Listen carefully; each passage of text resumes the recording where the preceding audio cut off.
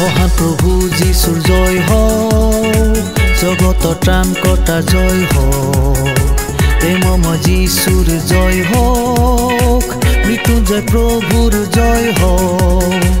মহাপ্রভু যিশু জয় হোক, জগত ত্রাণকর্তা জয় হোক, প্রেমময় যিশুর জয় হোক, মৃত্যুঞ্জয় প্রভুর জয় হোক। মহান ত্রাণকর্তা প্ৰভু যীশু খ্ৰীষ্টৰ নামত অভিনন্দন।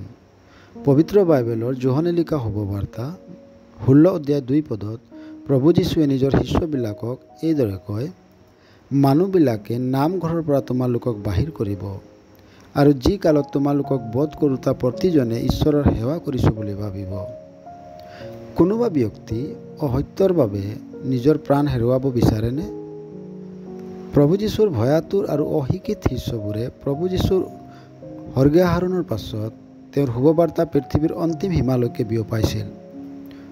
শুভবাৰ্তাৰ বাবে ঠায়ে ঠায়ে তেওঁবিলাকক প্ৰতিৰোধ কৰা হৈছিল।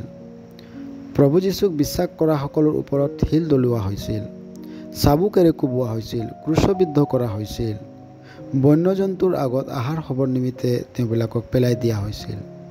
কিন্তু তেওঁবিলাকে প্ৰভু যীশুক বিশ্বাস কৰাটো পৰিত্যাগ কৰা নাছিল। আজিও পৃথিৱীৰ ঠায়ে ঠায়ে প্ৰভু যীশুক বিশ্বাস কৰা আৰু তেওঁৰ শুভবাৰ্তা প্ৰচাৰ কৰাৰ কাৰণে যাতনা ভোগ কৰিব লগা হয়। কিন্তু কিয় আমি প্ৰভু যীশুৰ শুভবাৰ্তা প্ৰচাৰ কৰাটো বন্ধ নকৰোঁ? কাৰণ প্ৰভু যীশু যে সত্য হয় তাৰ প্ৰমাণ আমি পাইছোঁ। প্ৰভু যীশুত আমি পৰিত্ৰাণ অৰ্থাৎ পাপৰ ক্ষমা আৰু ঈশ্বৰৰ লগত আমাৰ সহভাগিতাৰ আশ্বাস আমি পাইছোঁ, আৰু ইয়াৰ নিশ্চয়তাই আমাক এই প্ৰেৰণা যোগায় যে আপুনিও পৰিত্ৰাণ অৰ্থাৎ পাপৰ ক্ষমা পাব পাৰে, ঈশ্বৰৰ লগত আপোনাৰো সহভাগিতা হ'ব পাৰে। এই বাক্যশাৰী বুজি পাবলৈ ঈশ্বৰে আপোনাক সহায় কৰক।